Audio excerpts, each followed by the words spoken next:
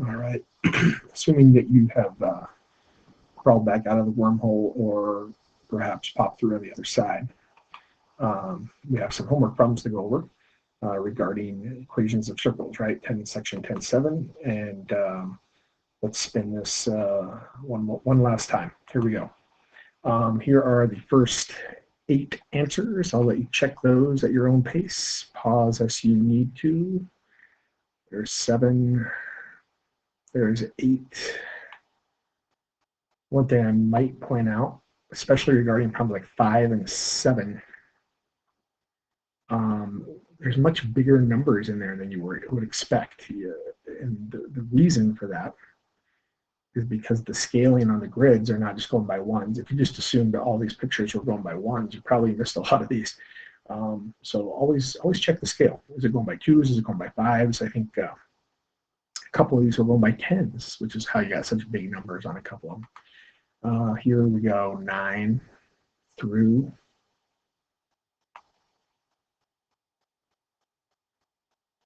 16. Okay.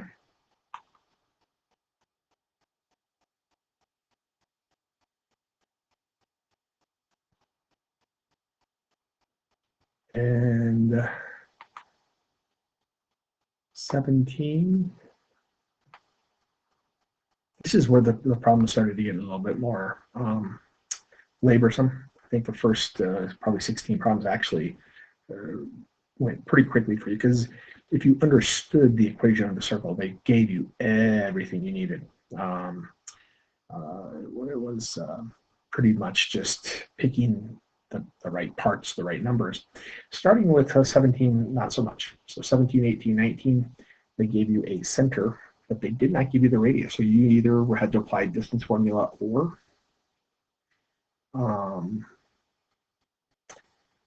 I guess on a couple of these you might have got lucky. 17, 18, the point on the circle they gave you was either vertical or horizontal, so you could count the radius or subtract just a single variable.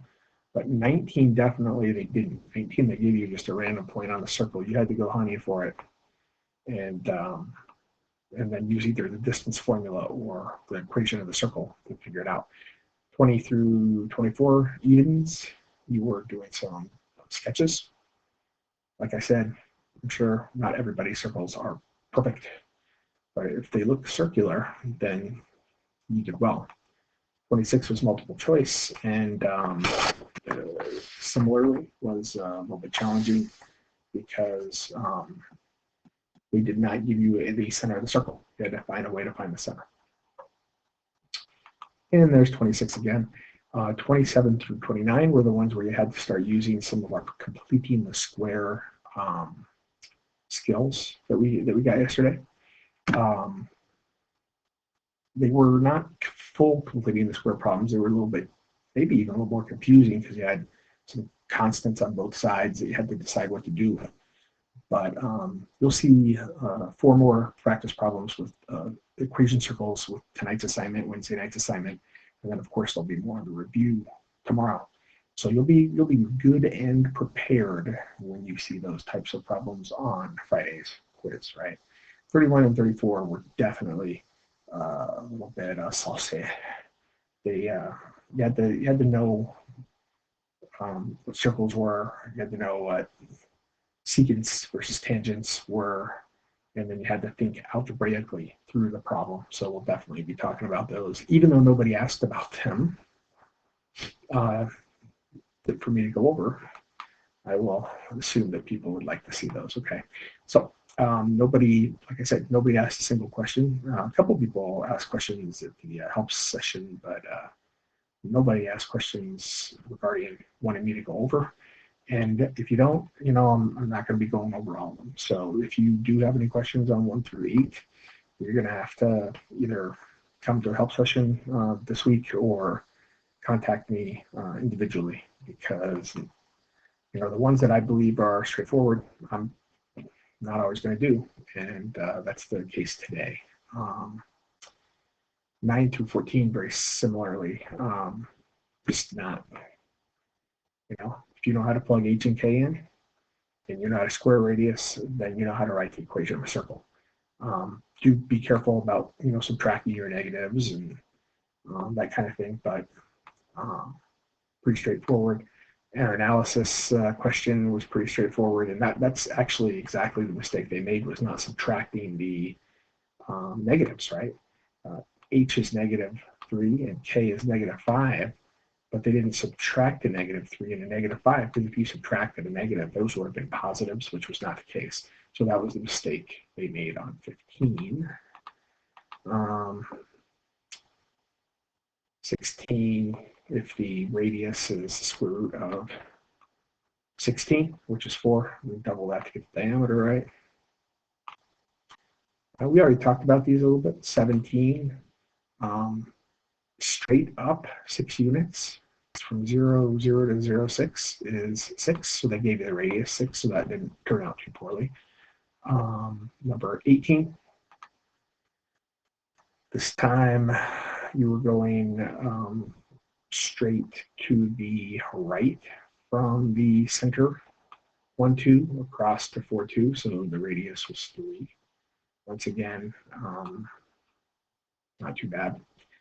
The good one was 19, and so just because I know there's probably a couple people that have a question on 19, I'll do it for you. We know the center is -3, 5, so H is -3. As you can see, I already put the X plus 3 in just to indicate that was a -3, and then I put 5 in for K. But they didn't give me the radius. I want to know what R squared is, right? So what is R squared?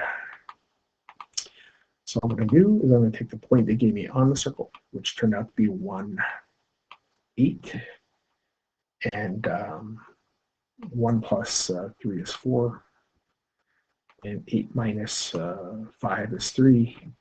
You might have already noticed this is a 3, 4, 5 primitive, isn't it? 3 squared, 4 squared.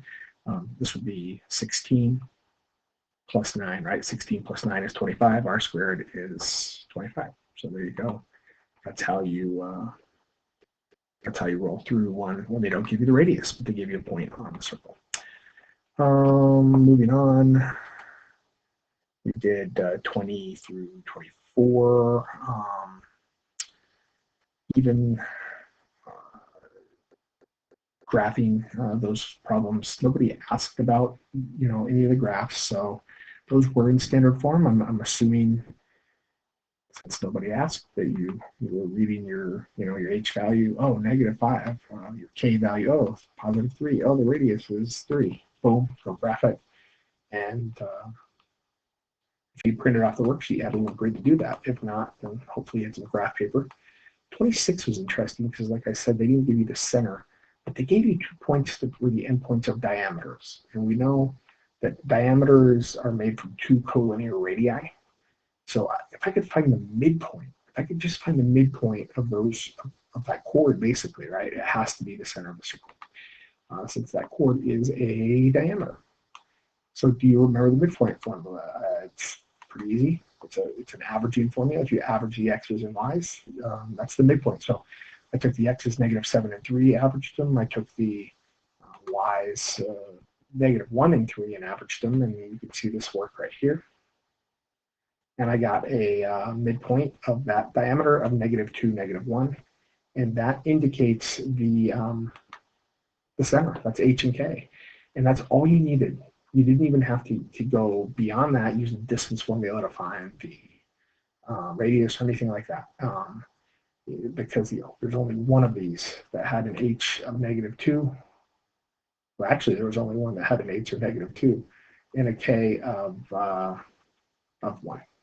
Okay, and I actually should have been +1 here. I think I forgot to delete that, but that is the answer. All right, 27, 28, 29. We're going to take a closer look at those. 27 starts off with this equation right here, right? And what I am going to do immediately is I don't know why that says 16. It should be a 4. Yes, it should. Okay.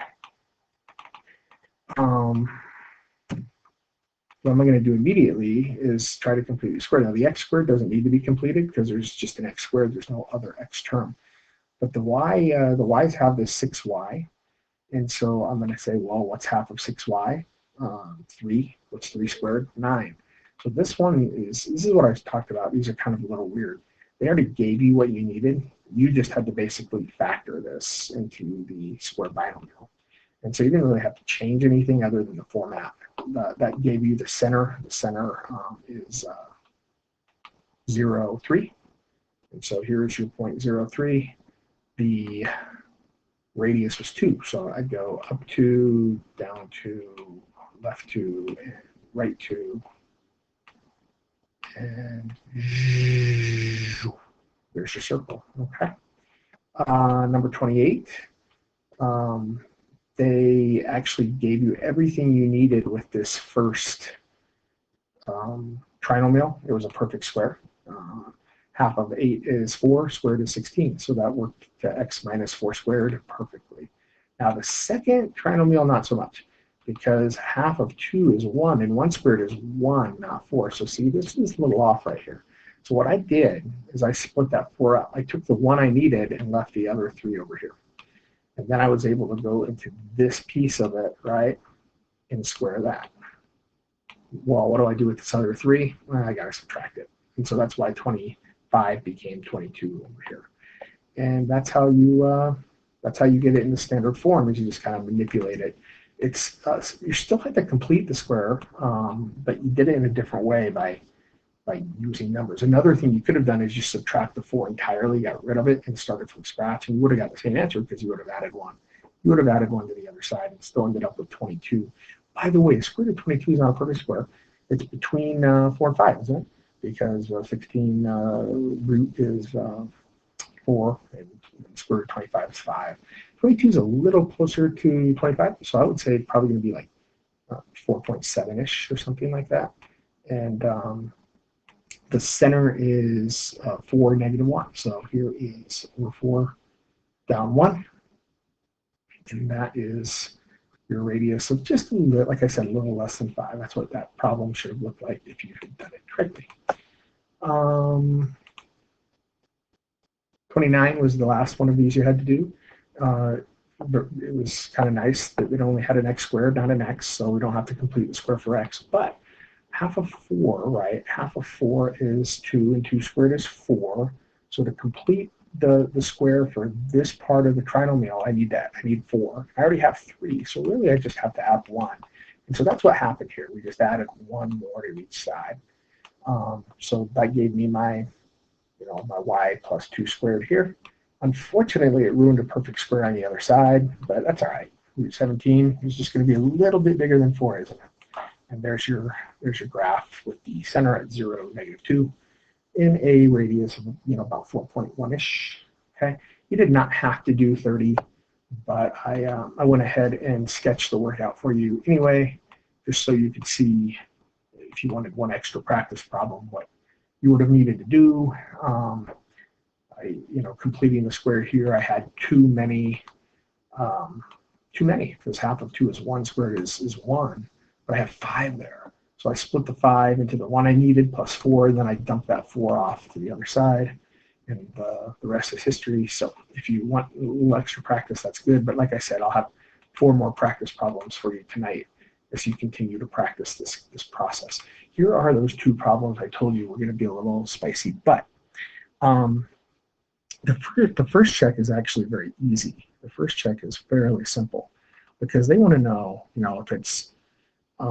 if it's tangent, they intersect once. Is it secant, right? Is it secant, they intersect twice. Is it none of those? So there's no intersections at all. Or is it a secant that actually goes right through the middle because it contains the diameter, so it hits the center? And that's the easy check, because given these equations of circles, we know the center of the circle immediately. Check out number 34. Okay, we'll go out of order here, but the center for this is negative 3, 6, right? Negative 3, 6. So what I'm going to do is I'm just going to go ahead and throw that into my line right away. I put a -3 in for x and a 6 in for y. The 3's cancel. Negative times a negative is positive, so that's where the positive 4 comes from. I get a true equation. Because that's true, that means that line passes through that point. That point happens to be the center of the circle. There's no way that a line could go through the center of the circle without hitting the circle twice, so that makes it a secant. And because it's going through the center, it's a secant that contains a diameter. So, I mean, that check is really easy. And on problem 34, it actually worked. So we'll take that all day long. Unfortunately, on problem 31, it did not work, right? Which is why you see a little bit more excessive work there, okay? Here's the center, 4, 3, right? 4, 3 is the center of the circle. I went ahead and plugged that in to the equation of the line they gave me, and I got a false statement. That means that line does not pass through the center. So now I'm like, well, I wonder what the deal is. Well, I'm gonna have to treat this like an algebra equation where I have two equations, and that's called a system of equations. Because y is already solved for, I'm just going to go ahead and take that -3x plus 6, right, and dump it into this equation of the circle they gave me up here. I'm going to dump it in for y, okay? And so you can see where it got substituted and shaded in blue. 6 minus 3 is 3, so I cleaned that up a little bit. And then I had to do some algebra by FOILing out the binomials, okay? The good news up here is I got rid of the y, and now I only have x's, so I should be able to solve for it, right? Boy, I've got a lot of like terms. I've got an x squared and a 9x squared. I got a -8x and a -18x. I got a 16 and a 9, and it looks like I had a 9 on the other side. So I bet you these 9s just canceled out, one on each side, and then I just had the 16 left over. Maybe it doesn't factor, maybe it does. I noticed that a 2 went into both to all three terms. So I factored out the 2. That made it easier to factor as a trinomial with two binomials. 5x minus 8, x minus 1. 5x times x, 5x squared, -8 times -1, +8, and then you get 5x and 8x, both negative in the middle for the 13x. So one of the answers is going to be 8/5, because that would be, if I set 5x minus 8 equal to 0, it would be +8 divided by 5. The other one's just a 1, right? So I have two x values. Well, that means I'm going to have two y values. To find those y values, I would want to plug those two answers I just got into the line up here and figure out what the y values were. But they didn't ask for the specific points of intersection. They just wanted to know secant, tangent, or neither. And because there's two x values, there's going to be 2 points that are hit. And so my answer for that problem is going to be it's a secant. Now, the quicker way you probably could have figured that one out. And that is, instead of actually solving for the specific x values, you could have used something called the discriminant. If you watch my quadratic review last week, it was a long video, so I don't blame you if you skipped around a little bit, but it talked about the discriminant. The discriminant is what tells you how many answers your quadratic is going to have. Is it going to have 2 roots? Is it going to have, right, 2 roots? Is it going to have exactly 1 root? Or is it going to have no roots?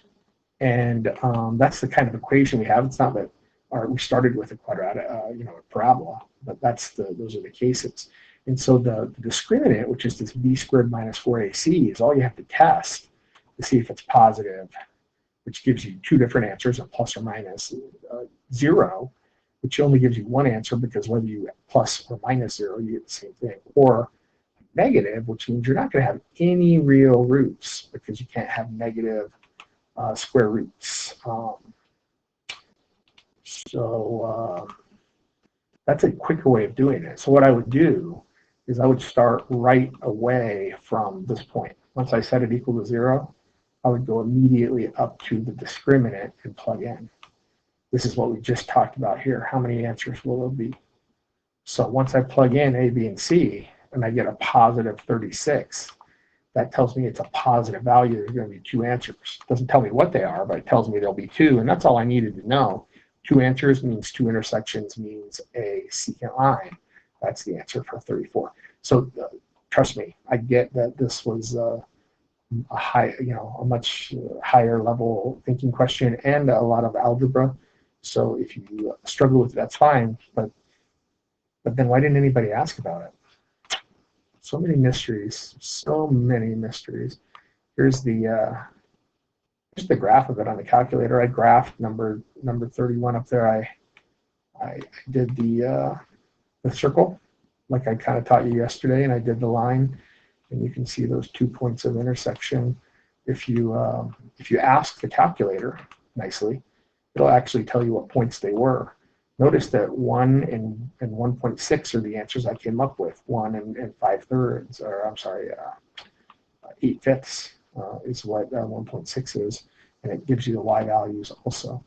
So anyway, I think that's the end of our little homework assignment. Hopefully you saw anything that you needed, and I'm going to start doing less and less problems. It's really on you. If you want to see problems, you're going to have to reach out, send me a message through Classroom or email or something, so I know what you need help with. Otherwise, you're either going to be on your own, or you're going to need to come to the help sessions in the afternoons, which very few of you do. Roll on, and we will catch you. We'll catch you on the next video.